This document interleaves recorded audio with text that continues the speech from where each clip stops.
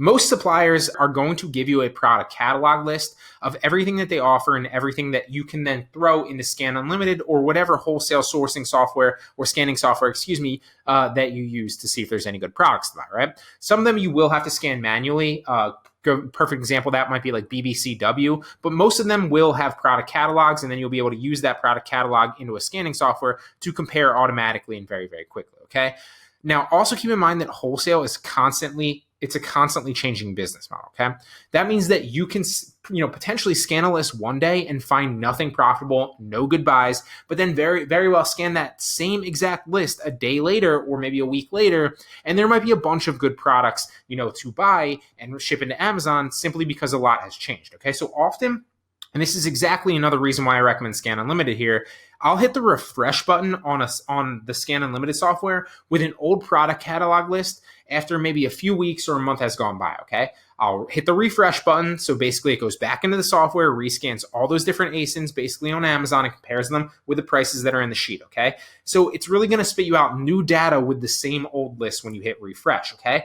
And by refiltering them through, often I'll see if anything's changed and maybe a price has dropped. Maybe a sales rank has skyrocketed and now that product's in demand, okay? There's a bunch of different things that can change. So make sure that you don't just get one or two lists here and there, that you're utilizing all the different suppliers, accumulating as many lists as possible, and then refreshing your old lists from time to time to see if anything, any new product opportunities have come up. Tips on finding suppliers: if you do want to branch out and you do want to find some other people, you can go to trade shows. You can also, and going to meet suppliers there and networking with them there and getting their card, or you can simply search through supplier directories, which is probably the easiest way to do it from your laptop. Now, two main examples that you'll hear a lot are SaleWho and Wholesale Central, okay? So there are other ones like SaleWho that do cost money, which are like annual subscriptions or monthly subscriptions, but they're relatively cheap overall. And if they can find you and yield you good suppliers, then obviously they're worth it.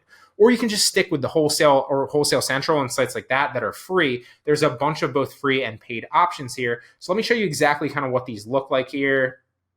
Pull them up right here for you. So this is what SaleWho looks like. Now, you'll notice that SaleWho actually, I think it's like $48 a month. Okay, so you can pay for a lifetime subscription, or maybe they've upped it to $67. It's been a while since I've actually paid for SaleWho myself. I use Wholesale Central as well as network with a lot of different people who kind of share suppliers kind of under the belt here and there if they're not using them. But really, to get a good supplier, you're either going to have to do the work yourself or put a lot of time in building trust with somebody. And that's very, very rare, okay? So you can scan these yourself, and kind of whether you want to pay for SaleWho or you want to go a different direction, or you just want to scan through Wholesale Central, you can kind of see the niche, and then it'll show you different product or different suppliers that kind of ship into those. It'll tell you the websites, and then you can go there, check them out a little bit, and apply to them. It's a great place and a great directory of all different wholesale suppliers that you can sort through, okay? So once you do find a wholesale supplier directory, here's basically the steps to actually finding a supplier, okay? So we already went through and examples of trade shows in the supplier directory, okay? Once you do find a supplier through those directories or a trade show, you want to basically vet that wholesale supplier, okay?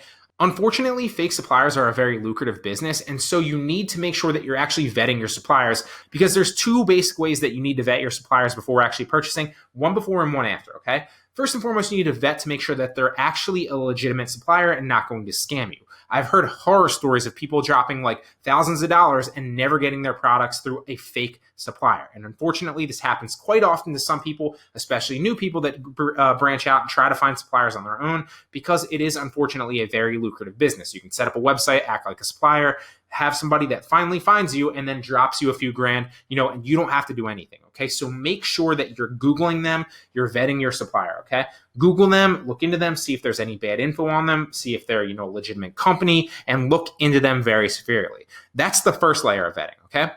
Then obviously after you purchase, if you don't know somebody that's already purchased with them, you need to make sure that they're actually a supplier that Amazon approves and ungates you for, right? Because let's say they're a legitimate supplier, but the whole reason that you're sourcing from them is to sell on Amazon profitably, but yet then when you buy from them, Amazon doesn't actually authorize their invoices as a legitimate supplier and doesn't recognize them as such. Well, then it's all for naught, right? And you wasted your money just the same because you can't sell those items back on Amazon, okay? So A, make sure that you're vetting the supplier by Googling them to see that they're not fake and they're actually a reputable company and they've never scammed anyone before. And B, you need to also either make sure that somebody else has bought and used their invoice on Amazon to get ungated in the past, or you need to actually go through and do that yourself and test buy something with at least 10 units, okay? So that's why the list is invaluable, because all of those are already vetted suppliers that you can utilize, and I've given them all to you. So to recap, you find a supplier through the wholesale directory or a trade show. You vet that supplier to make sure that A, they're a legitimate supplier and they're actually not going to scam you, and B, that their invoices are accepted by Amazon to get you ungated.